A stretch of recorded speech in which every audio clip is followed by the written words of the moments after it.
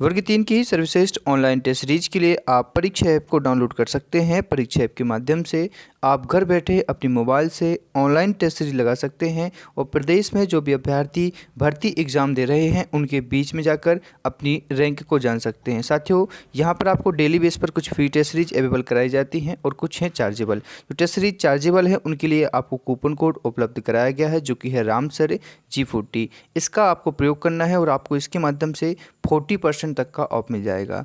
इसलिए जब भी आप कोई भी टेस्ट सीरीज परचेस करें कूपन कोड का प्रयोग ज़रूर करें। साथियों, तो एक बड़ी अच्छी खबर निकल के आ रही है हमारे बीच में। शिक्षक भर्ती से जुड़ा एक बड़ा आर्टिकल हमारे जो आज तक न्यूज़ होता है, जो देश का सबसे बड़ा न्यूज़ चैनल कर सकते हैं हम, या फिर मीडिया में सबसे बड़ा सार्थक चैनल है। तो एक बड़ा आर्टिकल आज तक के इसमें छपा हुआ है, आप यहाँ देख पा रहे हैं, ये है आज तक। और इन्होंने अपने जो इनका ऑनलाइन पेपर होता है उस पर उन्होंने इसको छापा हुआ है और बहुत ही अच्छे तरीके से इन्होंने पूरा आर्टिकल डिजाइन किया हुआ है। अर्थात ये किसी अभ्यर्थी या किसी क्वालिफाइड छात्र ना होकर इन्होंने खुद अपनी तरफ से इस भर्ती के मुद्दे को उठाने का प्रयास किया हुआ है। आप स्वयं देखेंगे इसमें किन किन बातों का उल्लेख किया है।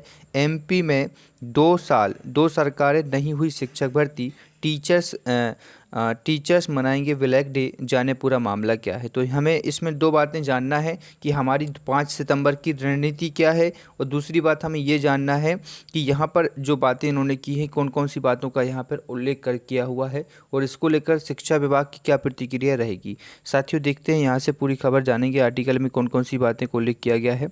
बात शुरू है सितंबर 2018 से। स्कूल शिक्षा विभाग और आदिम जाति कल्याण विभाग ने माध्यमिक और उच्च माध्यमिक शिक्षक की कुल 30,594 पदों पर पात्रता परीक्षा का विज्ञापन जारी हुआ था। इसमें दोनों विभागों में एक ही पात्रता परीक्षा द्वारा भर्ती निकाली गई थी।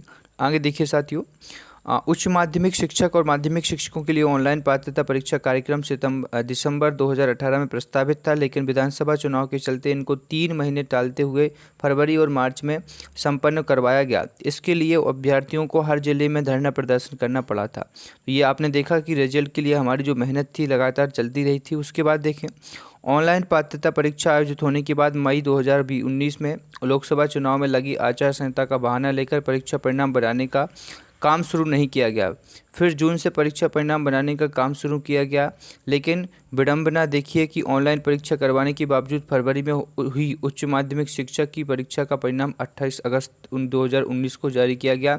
ठीक इसी प्रकार मार्च में संपन्न हुई माध्यमिक शिक्षक भर्ती का परिणाम 26 अक्टूबर 2019 को जारी किया गया। दोनों ही परीक्षाओं का परिणाम जारी करवाने के लिए मध्य प्रदेश के अभ्यर्थियों को व्यापक स्तर पर ज्ञापन और धरना प्रदर्शन देना पड़ा था। यहाँ तक कि लेट लपीते के खिलाफ हाईकोर्ट में रेट पिटीशन का भी दायर कर दिया गया था। तो ये 2019 की जब हमारा रिजल्ट नहीं आया था उसके मामले की बात बताई जा रही है।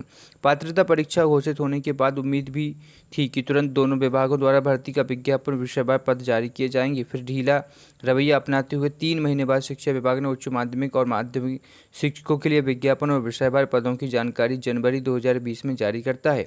1 महीने बाद फरवरी 2020 में मेरिट और वेटिंग लिस्ट जारी की जाती है। उसके बाद मार्च 2020 में अभ्यर्थियों द्वारा दस्तावेज सत्यापन का जिला पूछते हुए दस्तावेज अपलोड करवाए जाते हैं, जिसका सत्यापन अप्रैल 2020 में करवा सुनिश्चित किया गया था, लेकिन लॉकडाउन के लगने से इनको 3 महीने मई, जून और जुलाई के लिए रोक दिया गया। आगे देखते हैं, फिर 2020 में अभ्यर्थियों को फिर से अपनी पसंद जिला पर दस्तावेज सत्यापन हेतु चुनने का मौका दिया गया, ताकि जो जिस जिले में है वहाँ दस्तावेज सत्यापन करवा सके। 1 से 3 जुलाई तक दस्तावेज सत्यापन हुआ। इसमें करीब आधे अभ्यर्थियों का दस्तावेज सत्यापन पूरा हो गया था, जिसमें नौकरी चाहने वाले अभ्यर्थियों की उपस्थिति 100% रही। मगर अचानक 4 जुलाई को परिवहन का बहाना को आगे करते हुए विभाग ने दस्तावेज सत्यापन को रोक दिया गया। अब आगे देखिए साथियों, अब पूरी जुलाई में विभाग ने अधिकारियों और नए शिक्षा मंत्री महोदय ज्ञापन इत्यादि के साथ संपर्क करने का बताया गया कि कुछ नियमों में नई सरकार परिवर्तन करेगी और फिर दस्तावेज सत्यापन प्रक्रिया शुरू की जाएगी। इस तरह लगातार ये मामले आगे बढ़ता दिख रहा है। तो आपने देखा कि शिक्षा मंत्री और नए जो भी क्रियाकलाप हो रहे हैं उसमें ये बहाना बनाया जा रहा है कि सरकार को नए नियम बनाना है, ये शिक्षा मंत्री जी कह रहे हैं। सत्यापन बंद होने की तिथि से लगातार सोशल मीडिया में के फेसबुक अकाउंट पर मुख्यमंत्री, शिक्षा मंत्री, जनसंपर्क मंत्री और शिक्षा विभाग DPI जैसे ही अपनी योजनाओं को लेकर लाइव आते हैं। तत्काल चयनित शिक्षक अपनी आवाज़ कमेंट के रूप में व्यक्त करते हैं। साथ ही रविवार ट्विटर के माध्यम से ट्रेंड कराकर अपनी आवाज़ उठाते हैं ताकि सोशल डिस्टेंसिंग और कोरोना गाइडलाइंस लागू हो सके और शिक्षक भर्ती का मुद्दा संज्ञान हो सके। अब इसके बाद आगे की बात सुनिए। प्रशासन की दमनकारी नीति का तानाशाही पूर्ण रवैया से व्यथित होकर 14 अगस्त को समस्त चयनित अभ्यर्थियों के द्वारा प्रदेश के राज्यपाल से इच्छा मृत्यु की गुहार लगाई गई थी। इसके बावजूद न तो राज्यपाल द्वारा या किसी अन्य नेताओं पदाधिकारी द्वारा चयनित अभ्यर्थियों की सुध ली गई। ये आपने परिणाम देखा, अभी फिलहाल ताज़ा परिणाम। अब मध्य प्रदेश के शिक्षक मांग रहे हैं कि शेष सत्यापन, फाइनल मेरिट, स्कूल अलाइनमेंट और ज्वाइनिंग का शेड्यूल जारी किया जाए। इसके लिए सितंबर में सारी प्रक्रिया को पूरा कर लिया जाए, जो सितंबर अपना अगले महीने रहेगा। इसके बावजूद देखिए साथियों, शिक्षकों का कहना है कि आगामी 5 सितंबर शिक्षक दिवस पर चयनित शिक्षक द्वारा इस दिन को काला दिवस के रूप में मनाया जाएगा और इस दिन शिक्षक दिवस की बहिष्कार करेंगे।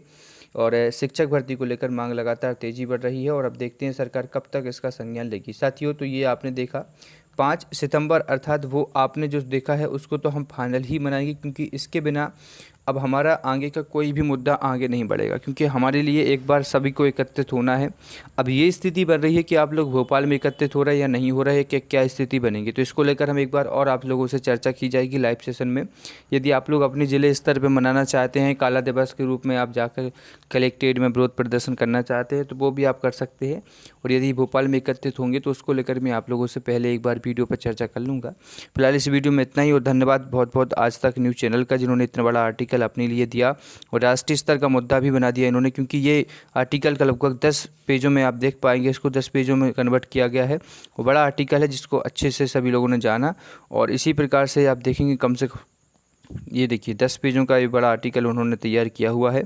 और धन्यवाद आज तक का। इस प्रकार से ये मुद्दा भी अपना आगे का बन गया है और आगे भी अपने लिए एकत्रित होकर इसका कार्यक्रम करना है। फिलहाल इस वीडियो में इतना ही साथियों। जय हिंद, वंदे मातरम।